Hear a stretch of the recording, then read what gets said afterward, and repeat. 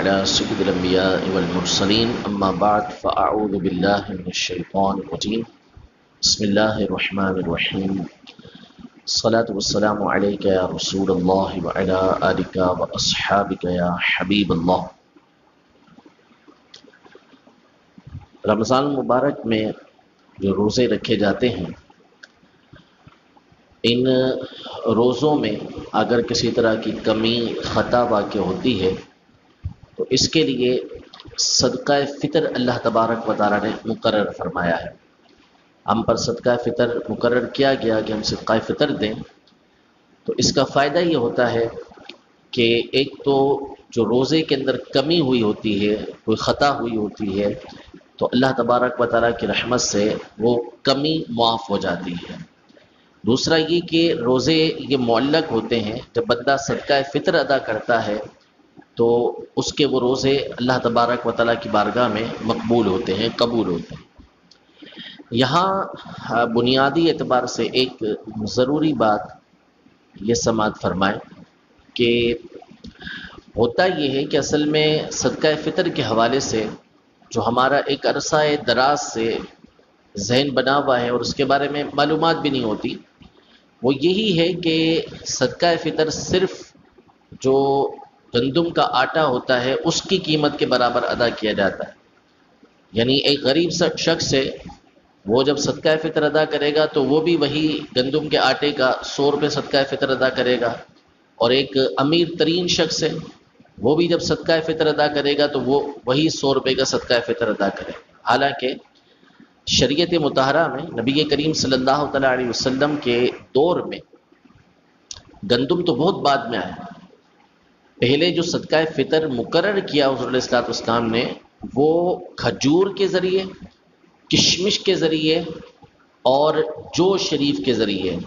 اس کے ذریعے صدقہ فطر مقرر کیا گیا۔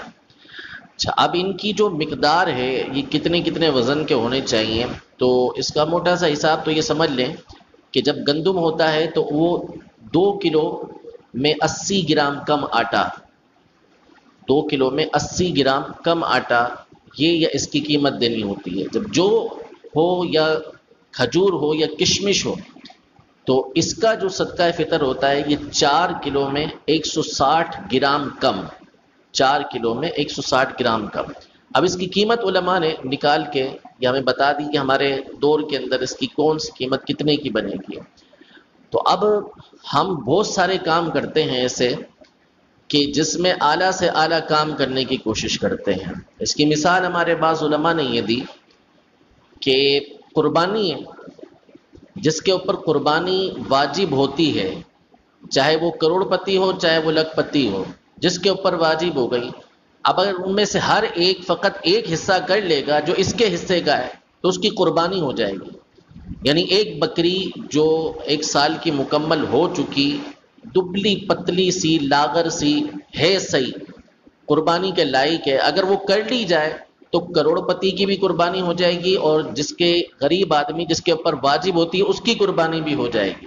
اس کی طرف سے قربانی عطا ہو جائے گی۔ لیکن اگر کوئی بہت بڑا بنگلہ ہو اس کا، اور اس کے گھر کے باہر ایک بالکل دبلی پتلی سی بکری بندھی ہوئی ہو اور کہا جائے کہ بھائی حضرت اس کی قربانی کریں گے اس دفعہ، تو میرے خیال میں وہ حضرت شرمائیں گے کہ نہیں جی میں اس کی کیسے قربانی کروں، مجھے اللہ نے اتنا دیا ہے تو میں ایک جانور تھوڑی، میں تو اونٹ بھی کروں گا تو 2 گائیاں تو 10 گائیاں تو 50 بکرے، جو کر سکتے ہیں وہ کریں گے، اور اس کی مووی بھی بنے گی، ویڈیو بھی بنے گی، اور سب کچھ پتہ چلتا ہے لوگوں کو کہ حضرت نے دھوم دھام کے ساتھ قربانی کی ہے۔ چلیں اگر اس میں کوئی اچھی نیت اس کی ہو جاتی ہے کہ اللہ کی رضا کے لیے کر رہا ہے، کہ لوگوں کو پتہ چلے کہ ہاں بھائی قربانی کرنی چاہیے، اچھی سے اچھی کرنی چاہیے، اس میں ثواب ملے گا۔ لیکن وہ کیا ہے، وہ سب کے سامنے ہوتا ہے۔ صدقہ فطر عام طور پہ بند مٹھی میں ہوتا ہے، وہ آپ کوئی اسٹال لگا ہوا ہوگا تو اس کو جا کے دے آئیں گے، اس کو تھوڑی کسی کو پتہ چلے گا، نہ آپ کی ویڈیو بنے گی کہ حضرت نے جو ہے وہ کشمش یا کھجور کے ذریعے صدقہ فطر ادا کیا ہے، تو وہاں پر جو صدقہ فطر ہوگا وہ 100 روپے والا ہی ادا ہوگا۔ تو اب جس کو اللہ نے وسعت دی ہے، جس کے پاس مال موجود ہے، تو اللہ تبارک و تعالیٰ کی راہ کے اندر اچھی سے اچھی قربانی کرنی چاہیے، اچھے سے اچھا مال یہ اللہ کی راہ کے اندر دینا چاہیے۔ تو کوشش کریں کہ اس دفعہ ذہن بنائیں کہ آپ پر جو صدقہ فطر واجب ہوتا ہے یہ زیادہ سے زیادہ قیمت کا دیں. اگر آپ کی وسعت ہے 2400 والا دینے کی 2400 والا دیں. آپ کی وسعت ہے 2000 کی دینے والی تو 2000 کا دیں. 1600 والے کی وسعت ہے اس کی دیں. یہ 100 روپے والا بھی دیں گے تو ادا ہو جائے گا، لیکن جب اللہ نے دیا ہے تو پھر کوشش کر کے اچھے سے اچھا اللہ کی راہ کے اندر دیں. رب العزت جل والا ہم سب کو اپنی رضا کے لیے ہر کام کرنے کی توفیق عطا فرمائے اور اس کی راہ کے اندر اپنی پسندیدہ چیزوں کو خرچ کرنے کی توفیق عطا فرمائے. آمین بجاہ النبی الامین صلی اللہ تعالی علیہ وآلہ وسلم.